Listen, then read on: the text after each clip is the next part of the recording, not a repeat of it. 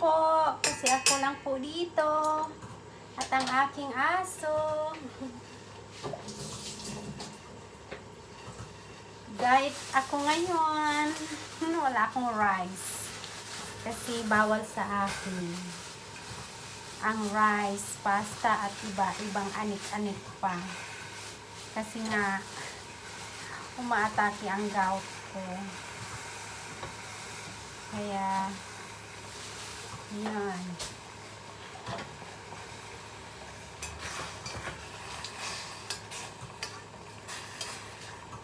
See? May isda ako. Isang pork chop. Saka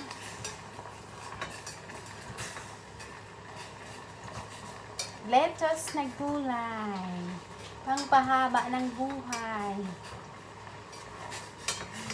Yung nagsabi nila.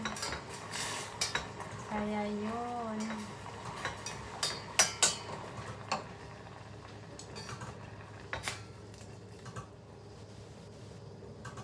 Ang kaigihan lang dito, maluto ko kung anong gusto kong kainin. Hindi kagaya sa iba na hindi pwede. Kailangan yun lang, yun lang. Diba, Oreo? No? Kasi very good si Oreo eh. Very good ang aking Oreo eh. No? Very good ang aking Oreo eh. Kaya yun.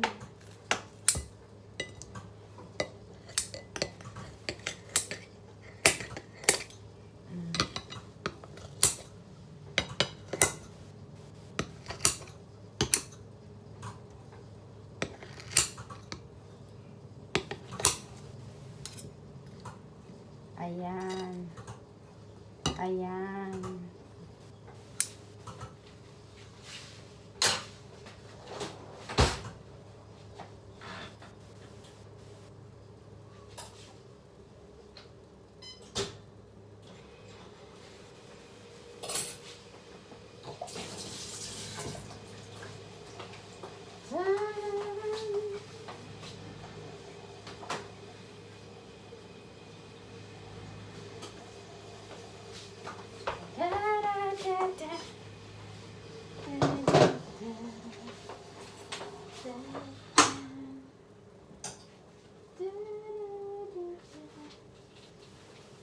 Have two.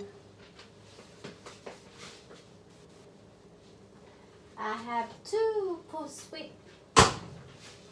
sweet potato. No, Arya? Kain na tayo. Ciao. Ciao. Kasi harap. Out of country ang aking mga bossing. Kami lang ng aking alagang aso. Kaya pag wala sila, magda-diet ako.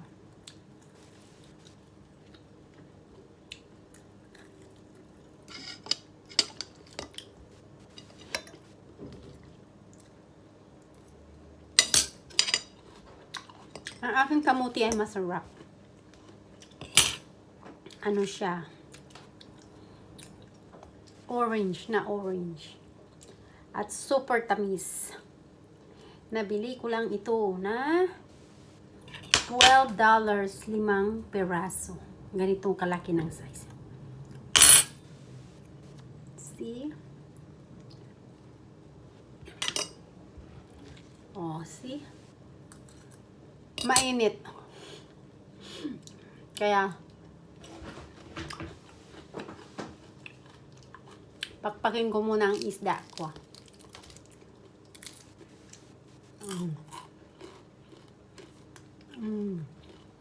Hindi ko pinereto ito sila. Air fry lahat. Healthy. Ang lula.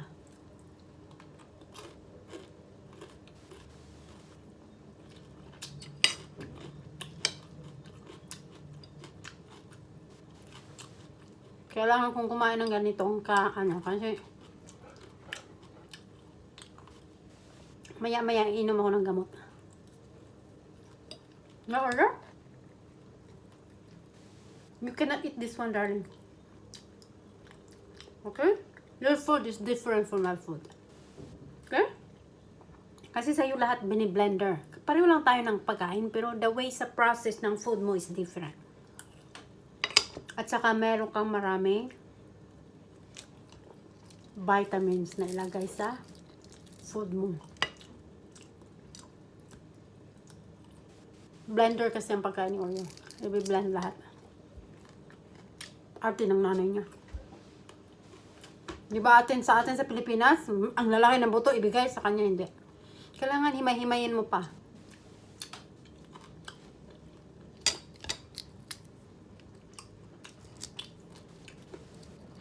Ganyan si Oreo. Ganyan si Oreo kung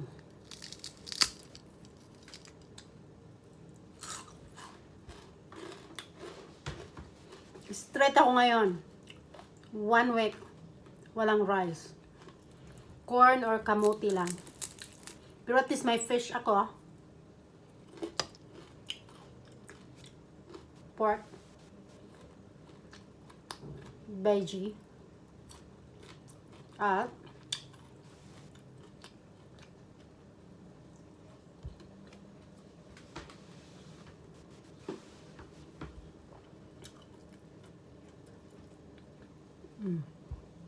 see?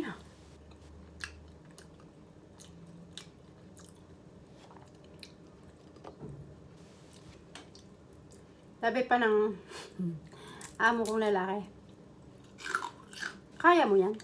Ano kayaan ko? Para sa health ko. Kaya sabi niya, huwag mong biglain kasi sanay ang katawan mo at siyan mo ng rice. Dahan-dahan mo. Nag-rice ako sa lunch. Kunting-kunti brown rice. Walang halo. Ayun ang advice ng doctor. Para madaling mag-lower ang aking uric acid. Plus, before I get up, pag gising ko sa umaga, isang 1 cup na green tea at isang 1 cup na celery. Bale, ginawa ko ng juice, 1 cup. Isang stock ng celery. Isang cucumber na tamang-tamang laki na malaki ang madami-dami ang juice na makukuha. Isang apple. Isang malaking leaves ng kale. Tapos 5 slice ng ginger at isang garlic. At first, nanibago ako. Parang hindi ko mainom kasi yung lasa, pero nung 3rd day na, okay na. Okay na ako. Kaya, yun yung swollen ko rito. At dito sa mga joint ko, kasi sinalo na siya ng gout. Ngayon, nag-subside na siya. Pero the problem is, na-deform talaga siya. Pero, yun, ini-exercise ko. Kasi tinuturuan naman ako ng therapy. Ng mga nag-therapy sa akin. Ng physiology. Galing Tinuturuan nila ako. Morning and before going to bed.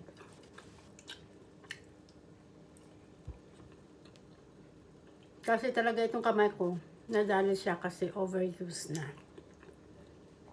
Sabi ng doctor, overuse na. You need to take a rest. Pero hindi pwede.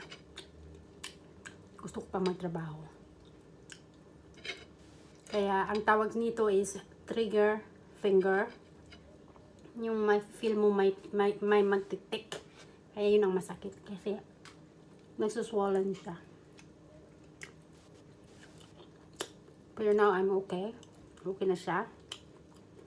Sinunod ko lang yung payo ng doktor. Kasi, at first, ini-ignore ko siya eh. At first, ini-ignore ko siya. Hindi ko siya, ano yung mga manhid, hindi. Yung pala umpisa na pala yun hanggang pumasok na si gout. At tumaas pala yung uric ko. Hindi ko pinansin.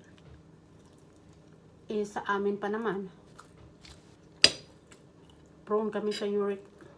Ano, kasi nandyan sa blood namin. Sa father side namin. Father side ko. Yun ang problema. Uric gout. Kaya yun. Sarap ng kain ko. Pinakamay ko na. Left and right. Yun pala yung sabi ng doktor. Kasi nagtaka ako, Dok, bakit? Left-handed naman ako. Bakit ito ang nadadali? Yung right. Supposed to be ito. Sabi ng doktor na, ano yan? Kung saan yung kamay ng parating gumagamit ng force. Lahat ng force, dadalo yan. Transfer yan dito sa kabila. Yung kabila na relax, yun doon siya ma-stuck. Ayun ang maapektuhan. Kaya pala.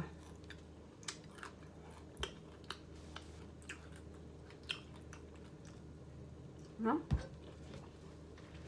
Sarap ng kain ko. Kumain na ba kayo?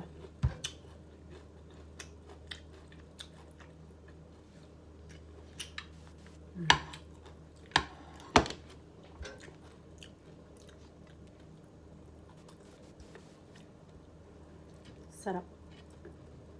Kamote ko hindi sobrang tamis, hindi rin siya sobrang tabang. Tamang-tama lang ang timpla sa may mga hindi naman ako diabetic. Sa may mga uric acid, bawal kasi.